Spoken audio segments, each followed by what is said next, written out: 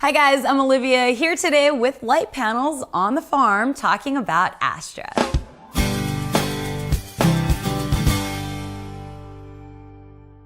Now, if you've done any type of production work in the past several years, then you've probably come across the light panels one by one.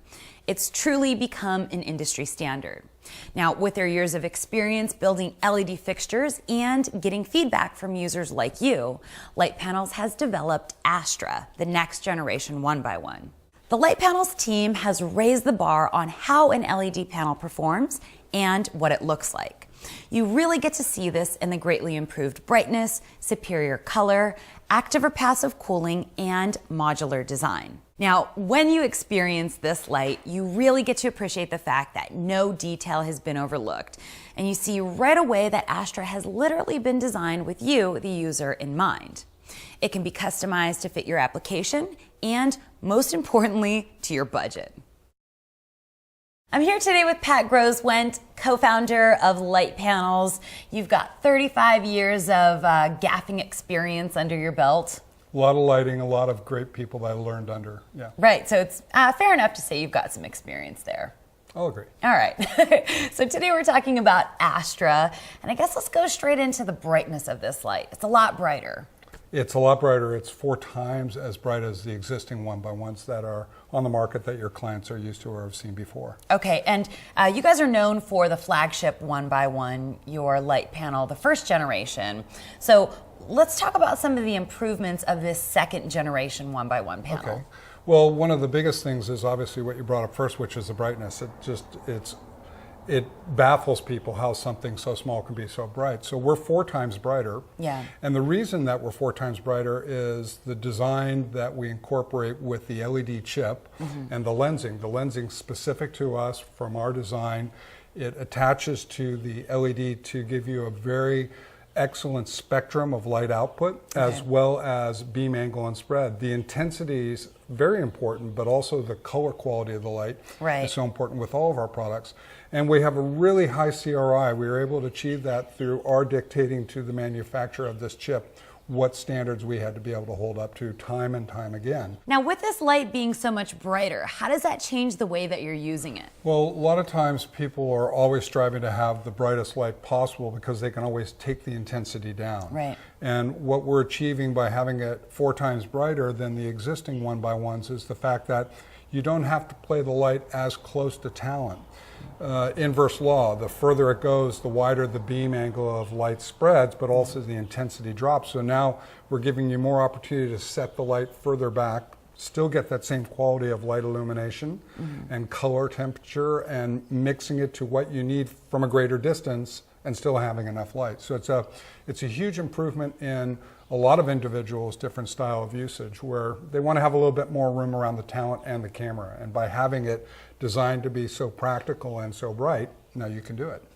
Now, how are you managing the temperature on this light? When you talk about temperature, I think you're talking about the internal temperature of the LED, correct? Yes. So as we've always been bringing up, thermal dynamics is a really important part to all of our products because we want a long-running product for their investment, a good ROI, if you will.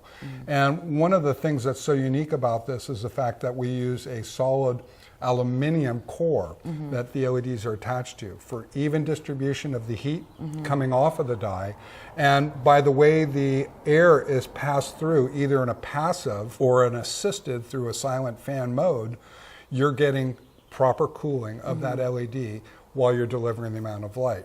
So in managing those thermals, we're getting the optimum brightness and color from the LEDs. Correct. So Gotcha. One of the advantages we've designed into it is the fact that in the back of the unit, we have an internal fan, but that internal fan can be switched off. And that allows you to run it in silent mode if you're very close to a microphone or a subject matter where it's going to be distracting or a nuisance for the mixer. And all it's doing is dropping the intensity down. You still, in that mode, have twice as much light from the existing. So the value is you want as much light as it's capable of. You have the fan on. And if you need it to be in a silent mode where it's a little closer to talent, you just flip a switch and it goes into fanless mode, so the passive takes over. Pat, something that I noticed also was the new modular design on the Astra. Can you tell me about that? What we have here is our base unit, for instance, and we have a cover plate, as you can see, with our logo on it. If you were to take that cover plate off, no tools are required. We could take this DMX module. Simplest way to do it is to tilt the light and just snap it and lock it into place. It lights up with the logo, and it goes to a menu. It's telling us right away what's happening with the light, where its level is as far as output, color, temperature. And the benefit of the modular design is we're going to continue and increase modular pieces for wired or wireless control, and just keep allowing technology to take us to a more premium position with the light. Okay, so with this DMX control, what exactly can we control on the light? We can control everything from the color temperature. Manually, we can control the color temperature, shifting from full output to daylight to tungsten and back and forth. What the DMX module allows for is the same control through a control board, just like our existing 1x1s do, but with more interface available so you can see what's happening with the unit. The really cool thing about this, no pun intended, was when we were talking about the passive or fan-assisted cooling. Through DMX, you can turn the fan off or on. Okay, now let's talk a little bit about the yoke. Tell me about the design of this yoke. Well, the yoke's designed for the fact that it's easy to manipulate. It keeps the light forward on a center of gravity at the same time, which is kind of an oxymoron. How can it be forward a center of gravity? But the design is so much that it allows you to tip it without blocking any of the light from the yoke below it. At the same time, tipping it at a straight up angle, whatever your fancy is for wherever you're using it.